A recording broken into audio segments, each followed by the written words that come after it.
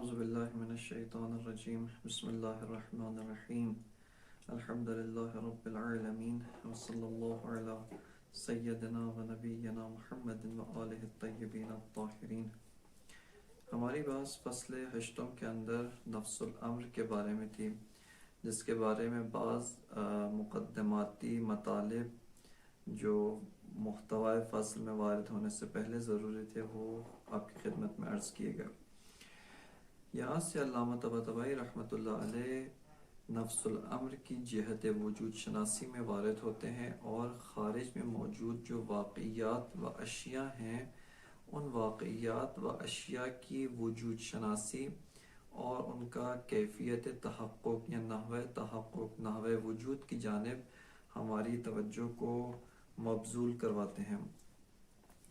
علامہ Tabatabai فرماتے ہیں کہ جب ہم واقعیات خارجی کا مطالعہ کرتے ہیں اور اشیاء جو موجود ہیں ان کا مطالعہ کرتے ہیں، ہمیں یہ اشیاء چند طرح کی نظر آتی ہیں، یعنی یہ اشیاء واقعیت میں چند طرح سے و چند طبقات اور گروہ کے اندر تقسیم ہیں، جس کی اساس پر ہم ان کی طبقہ بندی اور ان کی گروہ بندی کرتے ہیں۔ علامہ فرماتے ہیں کہ ایک مرتبہ ہم جب واقعیت کا مطالعہ کرتے ہیں تو ہمیں وجود اصیل نظر آتا ہے، یعنی ایک واقعیت، ایک ہستی متن ساز ہے جس کا تحقق خارجی عین ذات ہے، یعنی اس کو خارج میں موجود ہونے کے لیے کسی اور ذات کے لیے کسی اور شے کے حیثیت تقییدیہ کے طور پہ موجود ہونے کی ضرورت نہیں ہے، بلکہ تحقق واقعیت خارجی اور اس کا موجود ہونا عین ذات ہے، اور وہ اپنی ذات اور اپنی وجہ سے اپنے اصیل ہونے کی وجہ سے خارج میں موجود ہے۔ علامہ فرماتے ہیں کہ ایسی ذات وجود کے علاوہ کوئی اور ذات نہیں ہے، کیونکہ ہم نے اصالت وجود کی بحث میں وجود کی اصیل ہونے کو اس بات کی ہے، اور وجود کے علاوہ بقیہ جتنی بھی ذوات ہیں، بقیہ جتنی بھی اشیاء ہیں، بقیہ جتنی بھی امور ہیں، اگرچہ خارج میں موجود ہیں لیکن اصیل نہیں ہیں، بلکہ بالوجود اور حیثیت تقییدیہ وجود کے ذریعے سے موجود ہیں۔ بس ایک طرح کا تحقق خارجی یا ایک طرح کی واقعیت حقیقی خارجی جو ہمیں نظر آتی ہے وہ وہی ذات اصیل وجود کی ہے کہ جس کا تحقق عین ذات ہے اور اپنی ذات کی وجہ سے خارج میں موجود ہے، نہ کہ کسی اور شے کے واسطہ در عروض یا حیثیت تقییدیہ کے طور پہ موجود نہیں ہے۔ یہ ایک طرح کا تحقق ہے۔ علامہ فرماتے ہیں لیکن تحقق اور واقعیت خارجی صرف وجود کے اندر منحصر نہیں ہے، یعنی ایسا نہیں ہے کہ وجود کے علاوہ خارج میں اور واقعیت میں کوئی اور شے موجود نہیں ہے یا اس کے علاوہ کچھ بھی موجود نہیں ہے، بلکہ علامہ فرماتے ہیں اس کے علاوہ اور بھی بہت سارے حقائق اور اشیاء موجود ہیں۔ ان میں سے فرماتے ہیں ایک ماہیت ہے یا ماہیات، کہ جن ماہیات کی تعریف عموماً یوں کی جاتی ہے کہ ما یقال فی جواب ماہو، یعنی جو بھی اشیاء کی جہت اختصاصی جس سے اشیاء ایک دوسرے سے متمایز ہوتے ہیں، جس سے اشیاء ایک دوسرے سے جدا ہوتے ہیں، اشیاء ایک دوسرے سے ان میں فرق آتا ہے، ان کو ماہیت کہا جاتا ہے، جو وجہ و لسان اختصاصی اشیاء ہیں۔ علامہ فرماتے ہیں کہ یہ ماہیات بھی یا تو خارج میں موجود ہیں یا ذہن میں موجود ہیں، لیکن کسی بھی موطن میں موجود ہوں یہ ماہیت اپنی ذات کے لحاظ سے اعتباری ہیں، اور چونکہ ذاتاً اعتباری ہیں اسی وجہ سے یہ کبھی بھی بذات خود اپنی ذات کی وجہ سے خارج میں موجود نہیں ہو سکتے، بلکہ بالوجود موجود ہیں اور وجود کے ذریعے سے موجود ہیں۔ اب یہ ماہیت اگر خارج میں موجود ہے تو وجود خارجی کے ذریعے سے موجود ہے، وجود خارجی اصیل اس کے ذریعے سے موجود ہے اور اسی کے ذریعے سے تحقق رکھتی ہے، اسی کی حیثیت تقییدیہ و واسطہ در عروض کے طور پہ موجود ہے۔ یا یہ ماہیت وجود ذہنی کے ذریعے سے موجود ہے کہ اس کی تفصیل انشاءاللہ تعالی آئندہ مرحلہ دوم کے اندر آئے گی، جہاں پہ علامہ وجود خارجی اور وجود ذہنی کے مباحث کو بیان فرمائیں گے۔ بس یہ ماہیت یا تو وجود ذہنی کے ذریعے سے موجود ہے یا وجود خارجی کے ذریعے سے موجود ہے، لیکن بالآخر یہ ماہیت موجود ہے، اور اس ماہیت کا حیثیت و اس ماہیت کا تحقق، اس ماہیت کی جنس، اس کا وقوع اسی وجود کے ذریعے سے موجود ہونے میں ہے۔ بس آپ کہیں پر بھی اس ماہیت کے تحقق سے وہ توقع نہ رکھیں جو آپ کو وجود اصیل سے ہوتی ہے، اور وجود اصیل سے ہماری توقع یہ ہے کہ وجود اصیل بذات خودش موجود ہے، وجود اصیل اپنی ذات اصیل کی وجہ سے خارج میں موجود ہے۔ یہ توقع ماہیت سے نہیں رکھنی چاہیے، کیوں؟ چونکہ ماہیت ذاتاً ایک امر اعتباری اور ایک ذات اعتباری ہے جو اپنی ذات کی وجہ سے مستقلاً خارج میں موجود نہیں ہو سکتی ہے، بلکہ جہاں پر بھی موجود ہے حیثیت تقییدیہ وجود اور واسطہ در عروض وجود کے ذریعے سے موجود ہے۔ البتہ ایک اور نقطہ علامہ ذکر کرتے ہیں جو نقطہ دقیق ہے، پہلے بھی اس کی جانب اشارہ ہو چکا ہے، اور وہ یہ کہ آپ ماہیت کو خارج میں وجود سے الگ نہ ڈھونڈیں۔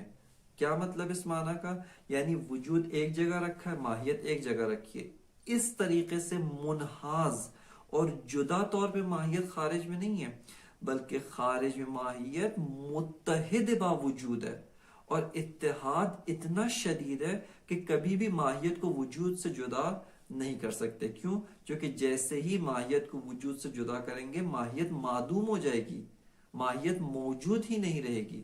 پس ماہیت کو وجود سے جدا نہیں کر سکتے، لیکن در عین حال کہ ماہیت شدیداً متحد با وجود ہے، ماہیت غیر از وجود ہے، ماہیت خود وجود نہیں ہے، کیونکہ خود وجود اصیل ماہیت اعتباری ہے۔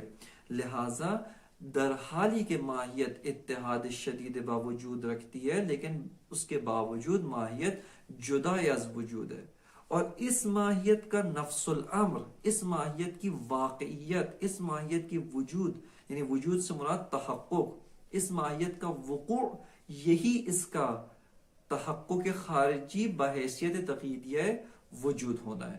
لہٰذا اس ماہیت سے، یہ ماہیات جو ہیں، ان سے ہماری توقع و ان کا نفس الامر انہی کی سطح اور انہی کے مطابق و انہی کے ذات کی اساس کے اوپر قرار پاتا ہے۔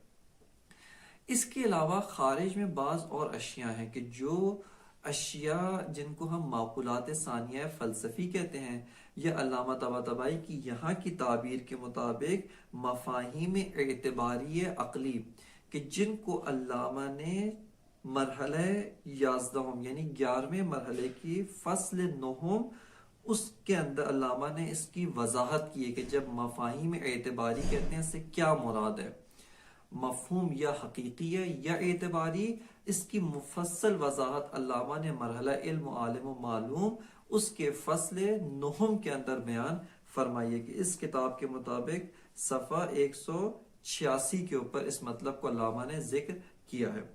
مفاہیم اعتباری کو اگر خلاصتاً بیان کرنا چاہیں، اس سے مراد معقولات ثانیہ فلسفی ہیں، کہ معقولات ثانیہ فلسفی وہ مانند وجود اصیل بھی نہیں ہے، یعنی وجود کی طرح ایک ذات اصیل ہو، معقولات ثانیہ فلسفی اصیل بھی نہیں ہے، اور ماہیت کی مانند، کہ ماہیت نفاد وجود ہے، حد الوجود ہے، وجود کا حد ہے، ماہیت کی مانند بھی نہیں ہے، جن کا وجود سے فاصلہ بہت زیادہ ہے، یعنی ماہیت وجود متن ہے، ماہیت اس متن کا نفاد ہے، اس متن کا حد ہے، لیکن مراد حد کمالی و سطح کمالی وجود ہے۔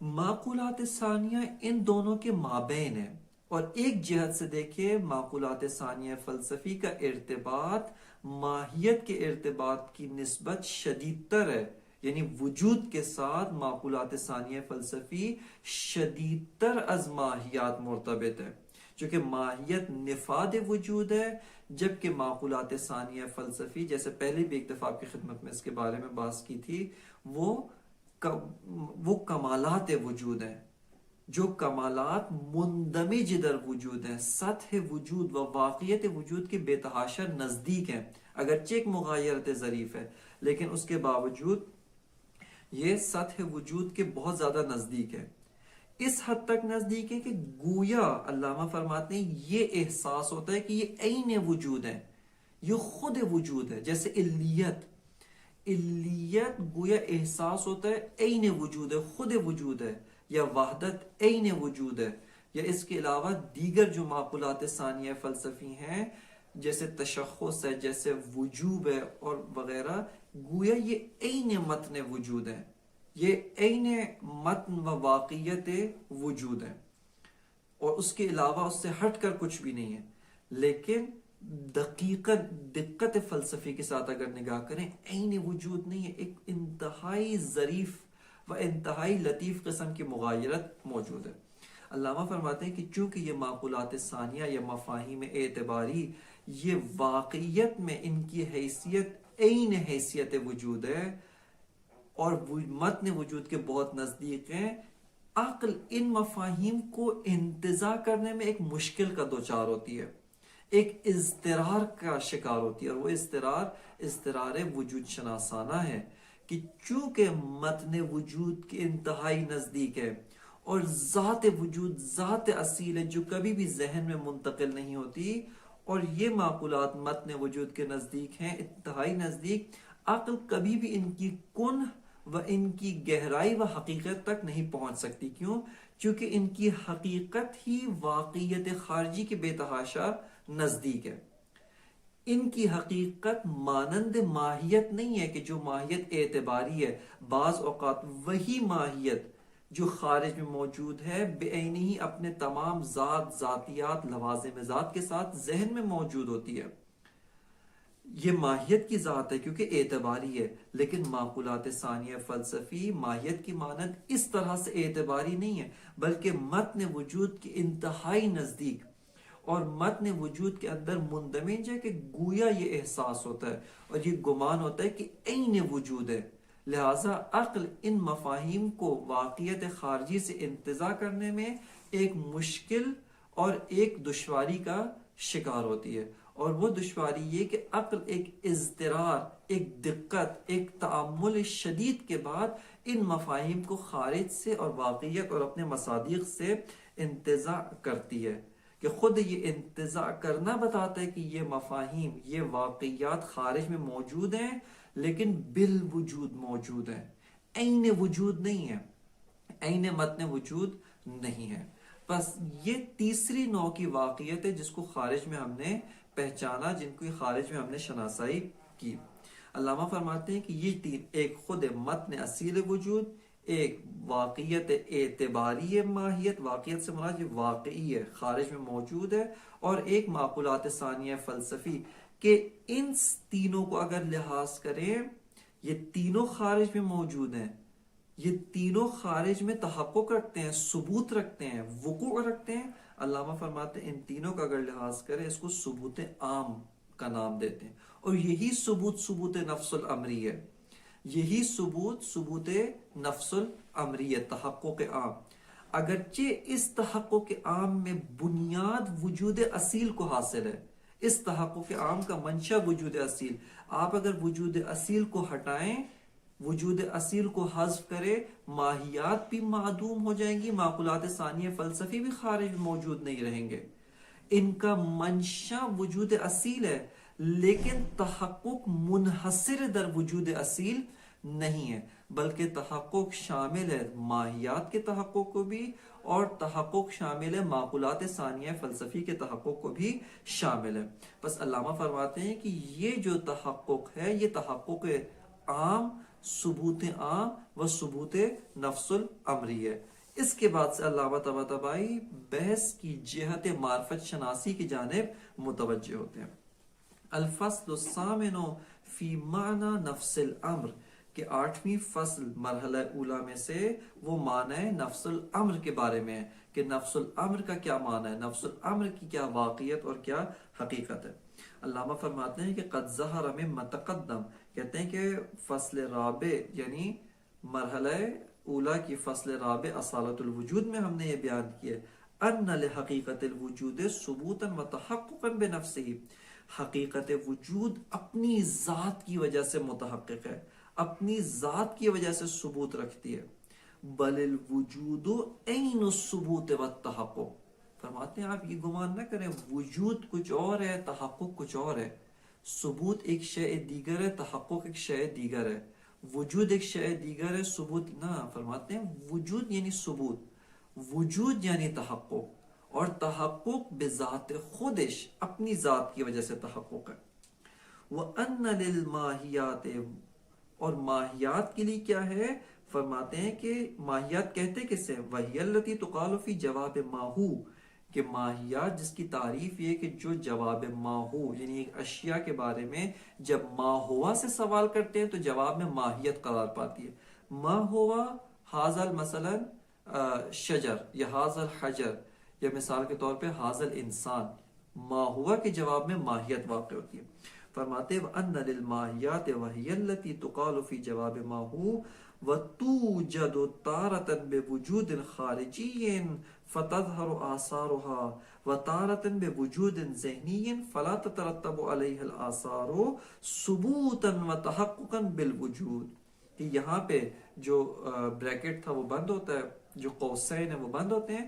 عبارت یوں ہے کہ وَأَنَّ لِلْمَاهِيَاتِ ثُبُوتًا وَتَحَقُّقًا بِالْوُجُودِ، کہ ماہیات بالوجود موجود ہیں، ماہیات بالوجود تحقق رکھتے ہیں، ماہیات بالوجود ثبوت رکھتے ہیں. لا بنفس ذاتها، نہ اپنی ذات کی وجہ سے. یہ ماہیات دو طرح سے ثبوت رکھ سکتے ہیں. یہ ماہیات جن کی تعریف کیا ہے، وہی التي تقال فی جواب ما ہو، یہ ماہیت دو طرح سے. وتوجد تارة بوجود خارجی فتظهر آثارها، بعض اوقات وجود خارجی کے ذریعے سے موجود ہوتے ہیں کہ اگر وجود خارجی کے ذریعے سے موجود ہوں ان ماہیات پر، ان کے آثار مترتب ہیں. یہ انسان جسم ہے، جسم نامی ہے، باقاعدہ نموف کرتا ہے، رشد کرتا ہے، اس کے اندر حساسیت ہے، احساس ہے، متحرک بالارادہ ہے، تحرک بالارادہ ہے، ناطق ہے، اس کے آثار اس کے اوپر ظاہر ہوتے ہیں. وَتَارَةً بِوُجُودٍ ذِهْنِيٍّ فَلَا تَتَرَتَّبُ عَلَيْهِ الْآثَارُ، اور بعض اوقات یہ ماہیت وجود ذہنی کے ذریعے سے موجود ہوتی ہے کہ اس کے اوپر آثار مترتب نہیں ہوتے. جیسے انسان جو میرے ذہن میں یہ رشد نہیں کرتا، انسان اگرچہ نامی ہے لیکن نمو عقلی ہے، اس کے جسم عقلی ہے، اس کا نطق ہونا نطق عقلی ہے، نہ مانند خارجی اس کے اوپر آثار نطق خارجی و آثار نمو خارجی متحقق ہوں گے. بس فرماتے ہیں کہ وَأَنَّ لِلْمَاهِيَاتِ ثُبُوتًا وَتَحَقُّقًا بِالْوُجُودِ لَا بِنَفْسِ ذَاتِهَا، کہ اس کا ثبوت اور تحقق وجود کے ذریعے سے، نہ اپنی ذات کی وجہ سے. وَإِن كَانَا مُتَّحِدَيْنِ فِي الْخَارِجِ، اگرچہ علامہ فرماتے ہیں خارج میں یہ دونوں اتحاد ہے، اور اتحاد بھی اتحاد شدید ہے، جدائی نہیں ہو سکتی ان میں. وجود کو ماہیت سے، ماہیت کو وجود سے جدا نہیں کر سکتے. اتحاد شدید ہے، در حالی کے ماہیت بالوجود موجود ہے. بس یہ دوسرے طرح کا تحقق اور ثبوت جو ہے وہ ہم نے جانا، جس کو علامہ نے یہاں پر بیان کیا. تیسرے طرح کا و تیسرے نوع کا تحقق اور ثبوت جس کی جانب علامہ یہاں پر توجہ ذکر فرماتے ہیں، وہ یہ کہ وَأَنَّ الْمَفَاهِيمَ الْاعْتِبَارِيَّةَ العقلیۃ، کہ جو مفاہیم اعتباری عقلی ہیں، اس قوسین کی عبارت کو بعد میں آئیں گے. اس سے پہلے کیا ہے کہ وَأَنَّ الْمَفَاهِيمَ الْاعْتِبَارِيَّةَ الْعَقْلِيَّةَ أَيْضًا لَهَا نَحْوُ ثُبُوتٍ بِثُبُوتِ مَصَادِقِهَا الْمَحْكِيَّةِ بِهَا. کہتے ہیں کہ یہ جو مفاہیم ہیں، مفاہیم سے مراد یہاں پر خود مفہوم بمحو مفہوم نہیں ہے، بلکہ مفاہیم سے مراد یعنی ان کی جو واقعیت ہے، خود علیت، خود معلولیت، نہ مفہوم معلولیت جو میرے ذہن میں، بلکہ فرما رہی کہ یہ جو واقعیات ہیں اس کو بھی ایک طرح کا ثبوت حاصل ہے. معقولات ثانیہ کو ثبوت حاصل ہے. کیسا ثبوت؟ یہ واقعیات و یہ معقولات ثانیہ فلسفی اپنے مصادیق کے ذریعے سے قائم ہے، جدا از مصادیق نہیں ہے. علیت آگ سے جدا ایک شے دیگر کے طور پہ یہاں رکھی نہیں. جیسے اس میز کے اوپر دو قلم رکھے ہیں، دو قلم دونوں ایک دوسرے سے جدا ہیں، ایک قلم کو توڑ دیں دوسرے پہ کوئی اثر نہیں پڑے گا. علامہ فرماتے ہیں علیت، معلولیت، معقولات ثانیہ فلسفی، ان کو خارج میں آپ اس طرح اپنے مصادیق سے جدا نہیں پائیں گے، بلکہ یہ معقولات ثانیہ فلسفی اپنے مصادیق کے وجود، اپنے مصادیق کے ثبوت، اپنے مصادیق کے تحقق کے ذریعے سے قائم ہے، اور ان مصادیق کے تحقق کے ذریعے سے یہ خارج میں موجود ہیں۔ بس علامہ فرماتے ہیں کہ ان کے لیے ایزن لہا نحو ثبوت بثبوت مصادیقها المحکیت بہا، ان مصادیق کے ذریعے سے کہ جو محکی ہیں، جو خود خارج میں واقعیت خارجی ہیں، ان کے ذریعے سے اس کو ثبوت حاصل ہے۔ خود مفاہیم اعتباری سے کیا مراد ہے؟ خود قوسین کی جو عبارت ہے، فرماتے ہیں وہی التی، یہ جو مفاہیم اعتباری آتی ہے، وہی التی لم تنتزع من الخارج، ان کو آپ نے براہ راست خارج سے انتزاع نہیں کیا۔ اب دقت کریں، علامہ کہہ رہے انتزاع کیا بھی ہے اور کیا نہیں بھی، یعنی توجہ، خارج سے براہ راست مستقیم ہم نے انتزاع نہیں کیا، بلکہ کیسے انتزاع ہوتے ہیں؟ فرماتے ہیں وَإِنَّمَا اعْتَبَرَهَا الْعَقْلُ بِنَوْعٍ مِّنَ التَّأَمُّلِ لِضُرُورَةٍ تَضْطَرُّهُ إِلَى ذَلِكَ كَمَفَاهِيمِ الْوُجُودِ وَالْوَحْدَةِ وَالْعِلْيَةِ وَنَحْوِ ذَلِكَ۔ علامہ فرماتے ہیں کہ بلکہ عقل جو ہے ان مفاہیم کو اعتبار کرتی ہے۔ اعتبار اصطلاح ہے، جو اصطلاح قبلی اس سے جدا ایک اصطلاح ہے۔ ایک مرتبہ ہم کہتے ہیں کہ واقعیت خارجی وجود اصیل ہے، اس کے مقابلے میں اعتباری استعمال ہوتا ہے۔ یہاں پر اعتباری ایک الگ معنی میں، یعنی جو اصیل نہیں ہے۔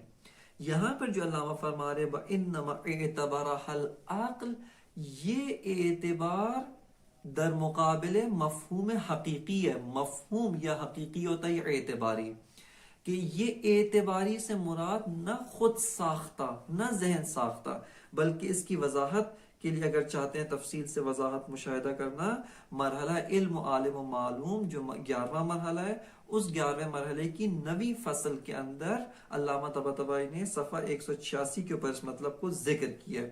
تقسیم علم حصولی در حقیقی و غیر حقیقی، وہاں پر ذکر کیا کہ بعض مفاہیم حقیقی ہیں جیسے ماہیت، بے عینی ہی جیسے خارج میں اٹھ کے ذہن میں آ جاتی ہے۔ کیوں؟ کیونکہ اس کی ذات اعتباری ہے۔ یہ مفاہیم ان کی ذات وجود کے بہت نزدیک ہے، بے عینی ہی ہوا یہ اٹھ کے ذہن میں نہیں آتے، بلکہ یہاں پر عقل ایک دقت، ایک تأمل شدید، ایک اضطرار شدید کی وجہ سے عقل ان کو اعتبار کرتی ہے۔ لیکن اعتبار سے مراد فرض کرنا نہیں ہے، مفروضہ نہیں ہے۔ جیسے ایک بھوت ہے، مفہوم بھوت خارج میں نہیں موجود، لیکن ہم اس کو فرض کرتے ہیں، اعتباری ہے، خارجی نہیں ہے۔ یہ والا معنی اعتباری کا ان مفاہیم اعتباری عقلی کے بارے میں جاری نہیں ہے۔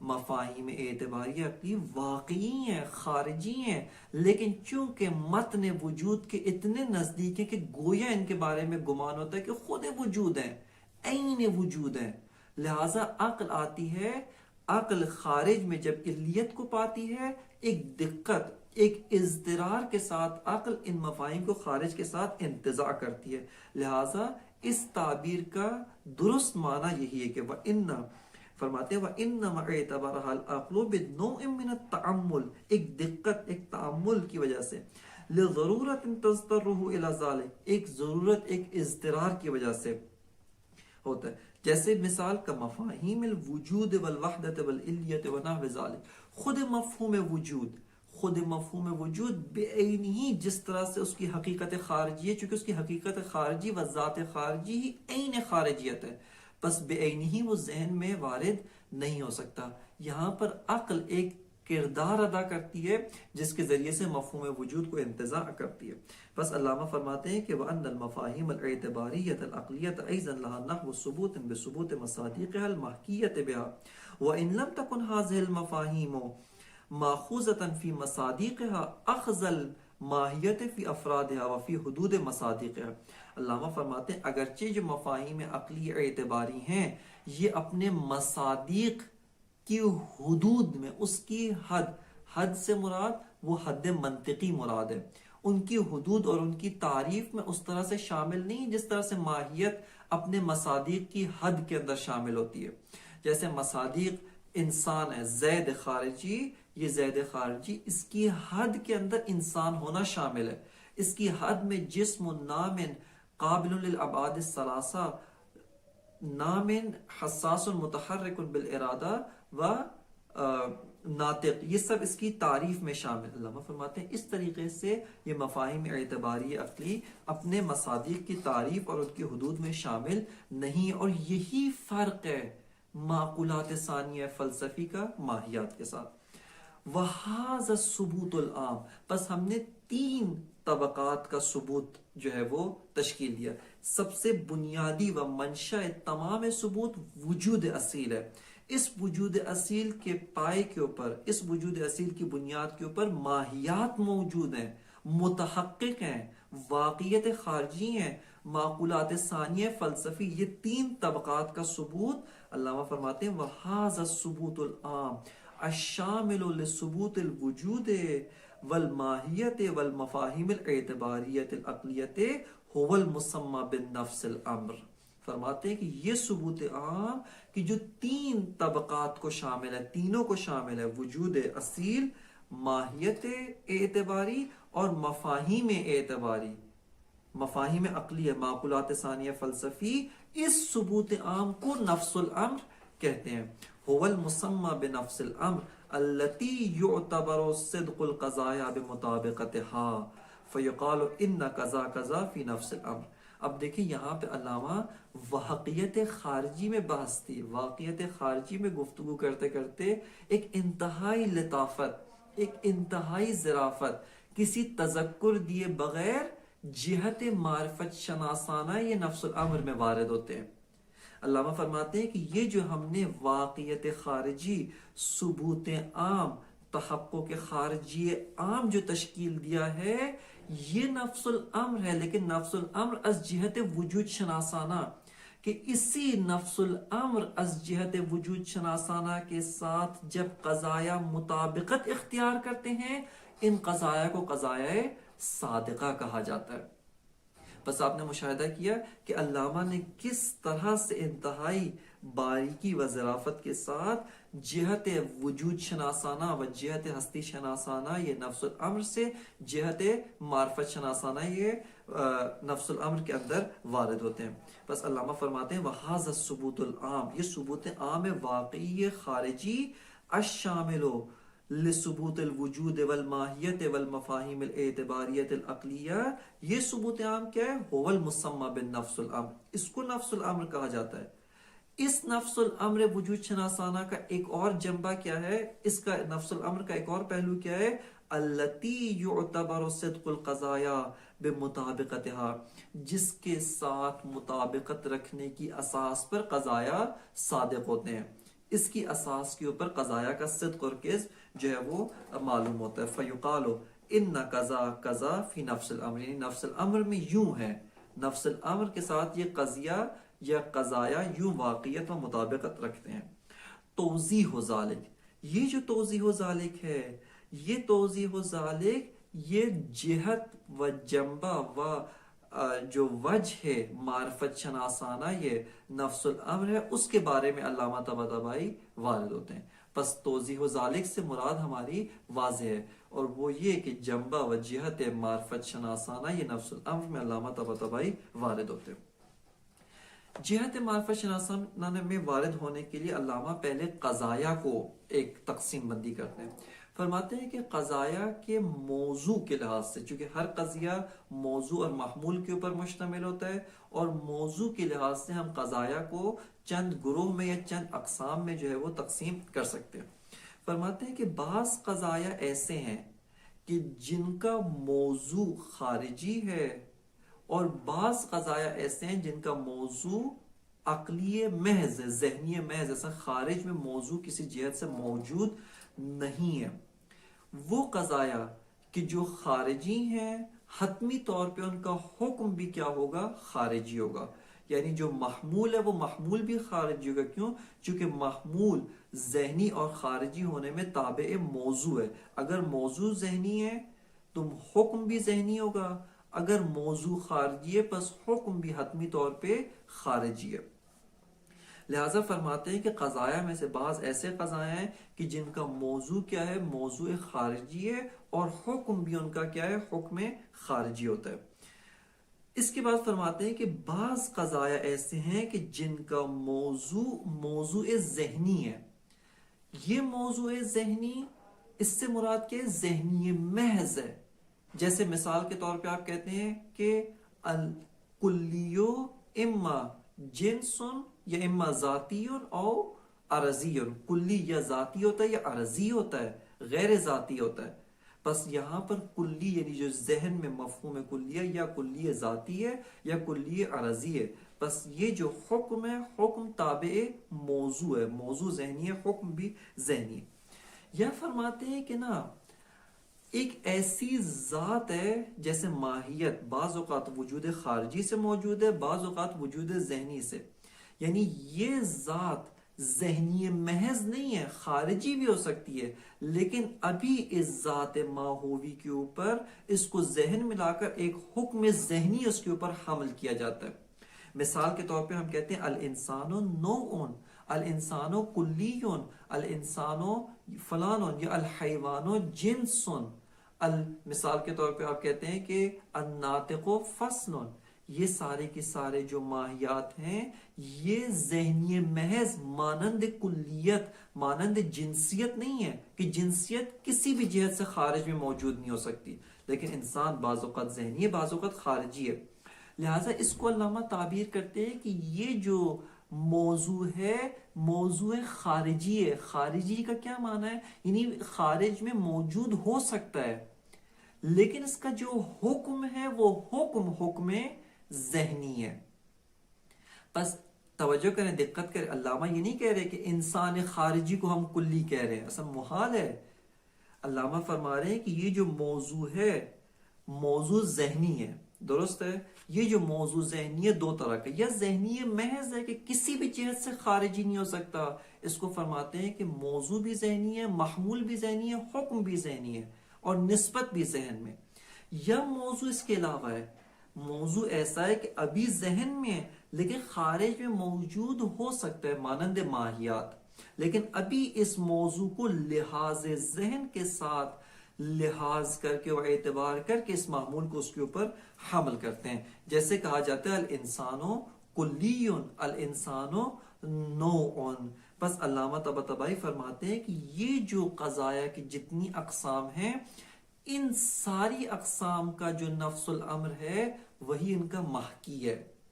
اگر قضیہ خود وجود کے بارے میں الوجود اصیل، اس کا مطابق صیغہ مفعول کے ساتھ اس کا محکی خود وجود اصیل خارجی متن ساز ہے، وہی اس کا محکی ہے اور وہی اس کا نفس الامر ہے۔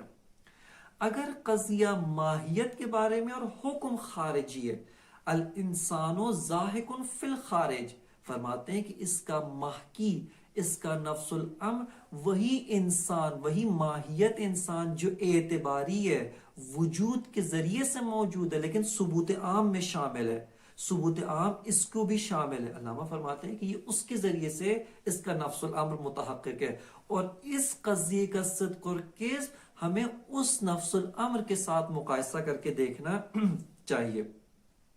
لیکن وہ قضایا کہ جو ذہنی ہیں، جو ایک امر ذہنی ہے، علامہ فرماتے ہیں کہ ان کا نفس الامر اگر دیکھنا چاہتے ہیں، اس کو خارج کے ساتھ مقایسہ نہ کریں، بلکہ اس کو ذہن میں موجود واقعات ذہنی کے ساتھ مقایسہ کر کے ان کا صدق اور کذب معلوم کیا جا سکتا ہے۔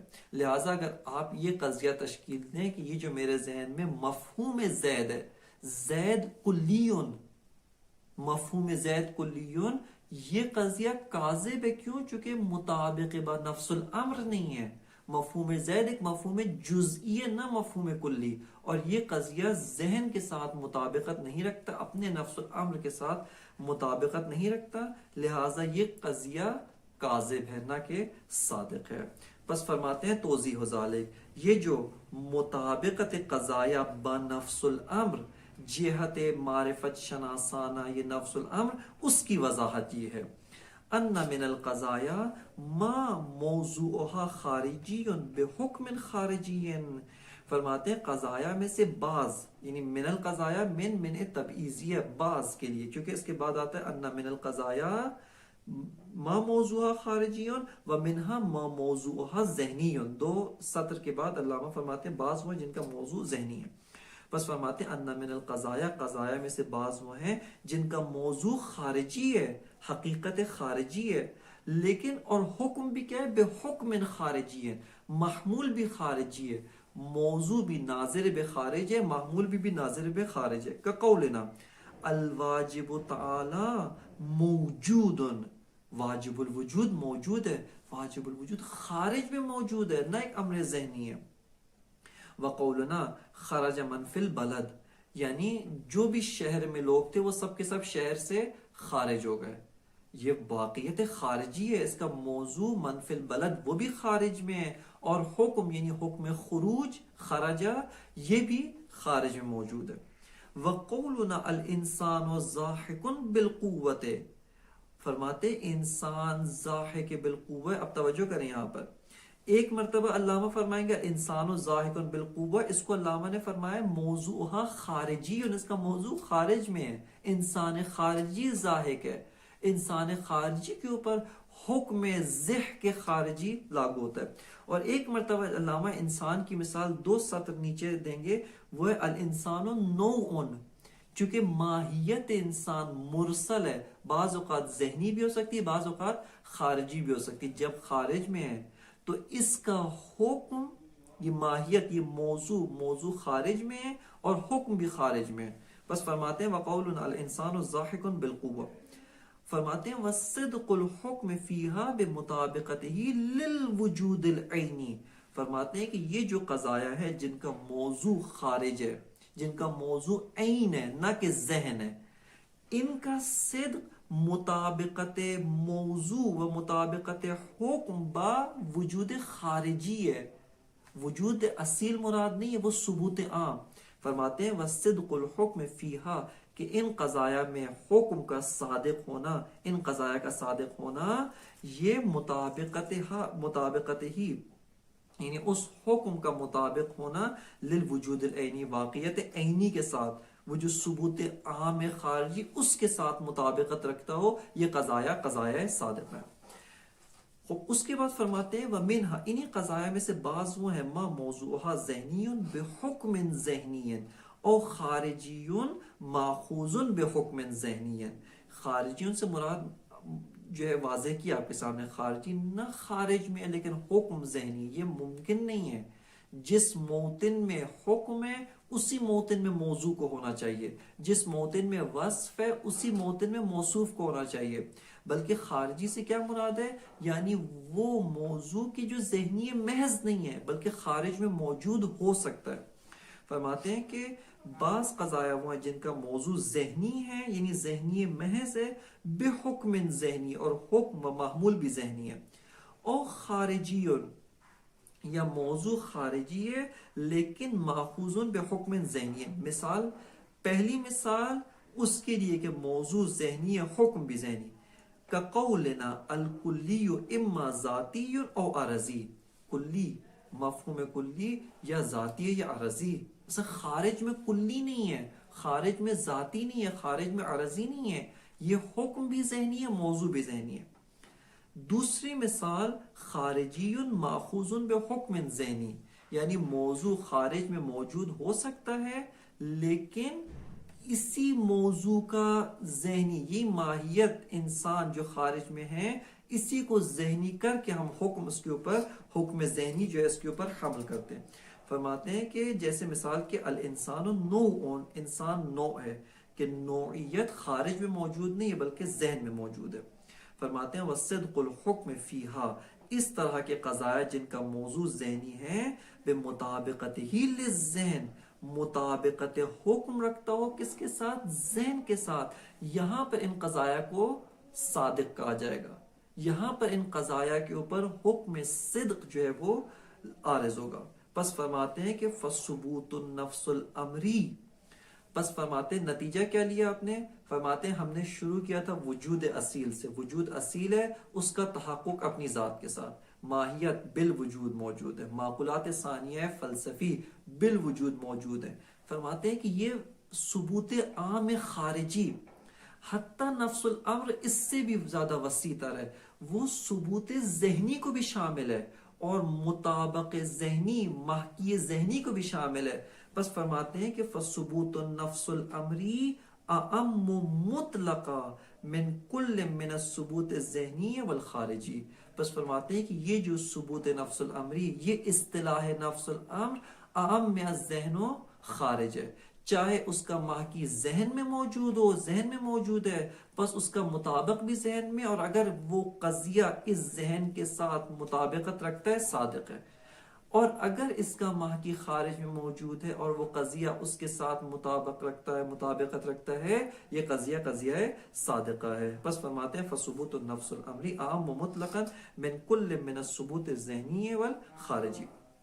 وقیلا، یہاں پہ علامہ طباطبائی اپنے نفس الامر کے مبنا اور قول کو بیان کرنے کے بعد سے ایک قول مخالف و نظریہ مخالف کے جو منسوب بے جناب محقق طوسی، جناب محقق نصیر الدین طوسی، ان کے ساتھ جو ہے انہوں نے یہ نظریہ پیش کیا اور ان کی جانب منسوب ہے، اس کو قیل کے طور پہ ذکر فرماتے ہیں اور اس کو رد کرتے ہیں اور اس کے اوپر اشکال وارد کرتے ہیں۔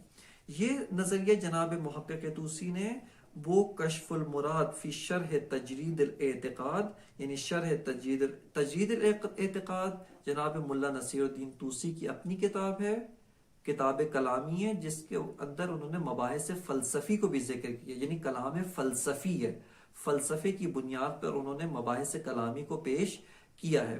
اس کی شرح جناب علامہ حلی رضوان اللہ نے ذکر کی ہے، لکھی تھی، جو کشف المراد کے نام سے مشہور ہے۔ اس کے مقصد اول کے ذیل میں فصل اول کے مرحلہ 37 کے اندر جناب خواجہ طوسی اور ان کے اتباع میں علامہ حلی نے نفس الامر کے بارے میں اس قول کو مطرح کیا، اور ان کا قول یہ فرماتے ہیں کہ نفس الامر کی جو جہت معرفت شناسانہ، یہاں پہ ظاہراً محقق طوسی جناب خواجہ طوسی اور ان کی اتباع اور ان کی شرح میں علامہ حلی مطلقاً جو ہے وہ قضایا کے و نفس الامر معرفت شناسانہ کی جانب ناظر ہے، اصلا نفس الامر ہستی شناسانہ کی جانب ناظر نہیں ہے۔ جناب خواجہ طوسی فرماتے ہیں کہ اگر آپ اپنے قضایا کا صدق اور کذب دیکھنا چاہتے ہیں قضایا صادق ہیں یا کاذب ہے، ان میں خطا ہے یا خطا نہیں ہے، فرماتے ہیں کہ آپ ان قضایا کا صدق اور کذب کس چیز کے ساتھ مشاہدہ کریں؟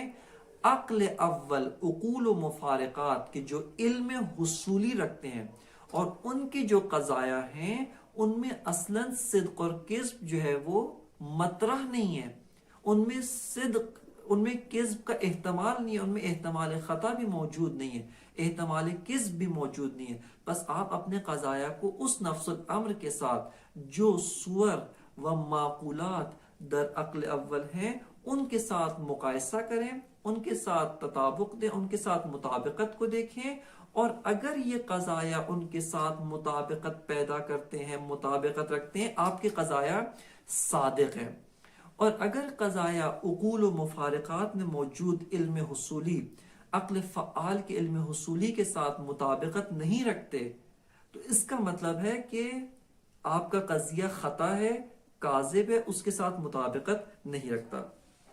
بس جناب خواجہ طوسی اور ان کی اتباع میں علامہ حلی نے معیار صدق اور کذب مطابقت قضایا، یعنی ہمارے ذہن میں اور ہمارے علوم جو ہیں ان کا مطابقت عقل اول کے ساتھ، ان کا عقل فعال، عقول و مفارقات جن میں خطا کا امکان بھی نہیں ہے، جن میں کسی جہت سے بھی خطا رونما نہیں ہو سکتی، اس کے ساتھ مطابقت کو معیار صدق اور کذب در قضایا قرار فرمایا ہے۔ وقیلا، علامہ اس کو قیل کے ساتھ ذکر فرماتے ہیں، یعنی یہ قول ضعیف ہے، خود علامہ اس قول کو قبول نہیں فرماتے ہیں۔ ان نفس الامر عقل مجرد فیہ صور المعقولات عامتاً، فرماتے ہیں کہ نفس الامر جو ہے وہ ایک عقل مجرد ہے، عقل مجرد سے مراد یہ عقل نہیں ہے، وہم اور تخیل، اس کے مقابل میں عقل کے جو قوہ، یہ نفس انسانی میں سے ایک قوہ ہے، یہ مراد نہیں ہے، بلکہ مراتب ہستی میں سے ایک مرتبہ ہے عقل، اس کو عقول اور مفارقات کہ جو مجرد از مادہ ہے، جو حقائق غیر مادی و غیر جسمانی ہیں، ان کو عقول کہا جاتا ہے۔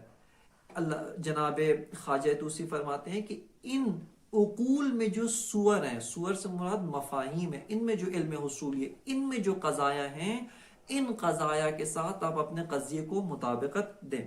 فرماتے ہیں ان نفس الامر عقل مجرد فیہ صور المعقولات عامتاً، عقل مجرد کے اندر تمام معقولات، تمام امور، تمام قضایا سب اس میں موجود ہیں، عامتاً یعنی شاملتاً یعنی بطور عام شمول سارے قضایا اس میں موجود ہیں۔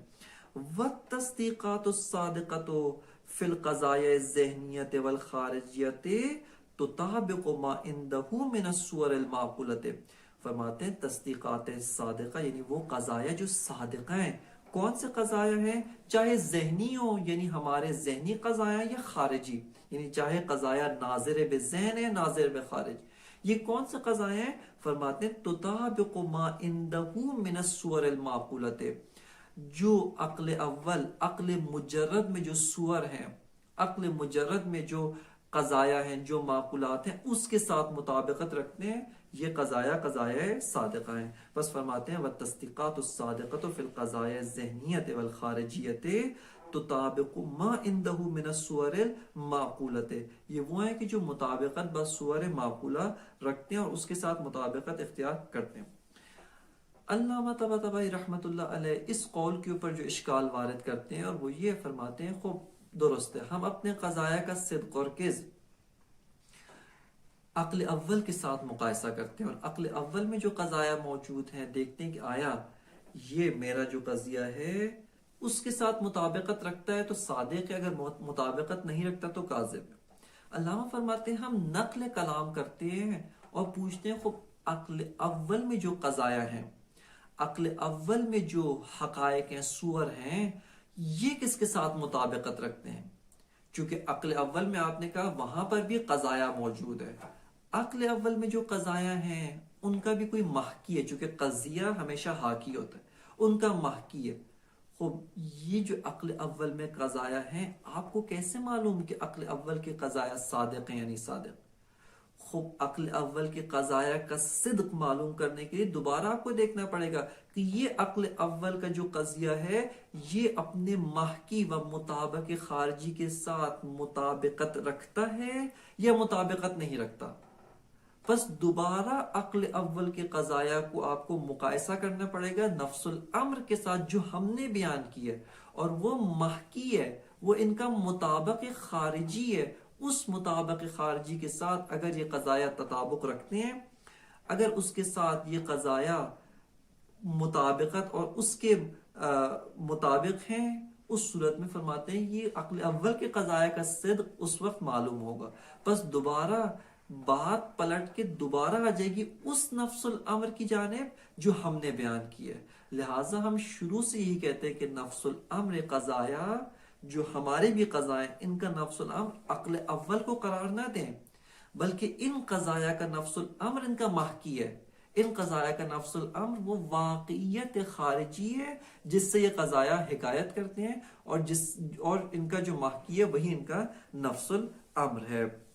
بس فرماتے ہیں وفی اس میں جو اشکال وارد ہے ان ننقل الکلام الی ما عنده من الصور العلمیہ، فرماتے ہیں ہم نقل کلام کرتے ہیں ان صور علمیہ کی جانب کہ جو عقل اول میں موجود ہے، عقل مجرد میں موجود ہے۔ فرماتے ہیں فَهِيَ تَصْدِيقَاتٌ تَحْتَاجُ فِي صِدْقِهَا إِلَى ثُبُوتٍ لِمَضَامِينِهَا خَارِجٍ عَنْهَا تُطَابِقُهُ۔ فرماتے ہیں کہ یہ جو قضایا ہیں، یہ جو صور علمیہ جو عقل مجرد میں موجود ہیں، جو عقل فعال میں موجود ہیں، یہ جو صور علمیہ فرماتے ہیں یہ بھی تصدیقات ہیں۔ جب تصدیقات ہیں پس قضیہ ہے، جب قضیہ ہے یہاں پہ سوال پیدا ہوتا ہے صادق یا صادق نہیں ہے۔ اس صادق یا صادق نہ ہونے کے لیے پھر دیکھنا پڑے گا اس کا جو محکی ہے، اس کا جو مضمون ہے، مضمون سے مراد محکی ہے جس سے یہ حکایت کر رہا ہے، آیا اس کے ساتھ مطابقت رکھتا ہے یا مطابقت نہیں رکھتا؟ فرماتے ہیں فہیہ، یہ جو صور علم ہیں، تصدیقات ہیں، تحتاج، یہ محتاج ہیں، فی صدقہا الی ثبوت لمضامینہا خارج عنہا تطابقو، کہ یہ جو قضایا ہیں، یہ جو محتوائے قضیہ ہے، اس کا صدق رکھتا ہے کس کے ساتھ؟ اپنے مضامین کے ساتھ، اپنے محکی کے ساتھ، کہ جو محکی خارج از قضیہ ہوتا ہے، محکی غیر از قضیہ ہوتا ہے۔ محکی وہ ہے کہ جس سے قضیہ حکایت کرتا ہے، قضیہ حکایت ہے، حاکی ہے، محکی وہ جس سے قضیہ حکایت کرتا ہے۔ بس فرماتے ہیں کہ یہ جو قضیہ ہے، اس کو دوبارہ آپ محکی کے ساتھ مقایسہ کر کے دیکھیں گے، اگر یہ قضیہ محکی کے ساتھ مطابقت رکھتا ہے، اس وقت معلوم ہوگا کہ عقل اول کے قضایا بھی صادق ہیں۔ لہٰذا ہم شروع سے عقل اول کو معیار قرار نہیں دیتے، بلکہ ہم شروع سے ہی معیار اس محکی کو، اس نفس الامر وجود شناسانہ کو قرار دیتے ہیں، اور اسی کی اساس پر ہم سارے قضایا کا صدق اور کذب جو ہے وہ مطرح کرتے ہیں۔ بس یہ وہ اشکال ہے کہ جو علامہ طباطبائی رحمۃ اللہ علیہ نے خواجہ نصیر الدین طوسی رحمۃ اللہ علیہ کے قول کے اوپر وارد کیا، اور اپنے قول کو اس طریقے سے علامہ تثبیت کرتے ہیں۔ یہاں پر فصل ثامن کی جو نفس الامر کے بارے میں، اس کو علامہ اختتام پذیر کرتے ہیں، اور فصل نہم، فصل تاسع کہ جو ایک اور مطلب کے بارے میں ہے، وہ بھی حقیقت میں اصالت الوجود کی فروعات میں سے ہے، اس کے بارے میں علامہ اپنی آرائز کو پیش کرتے ہیں کہ انشاءاللہ درس بعدی کے اندر اس سے بہرہ مند ہوں گے۔ وصلی اللہ علی سیدنا و نبینا محمد و آلہ الطیبین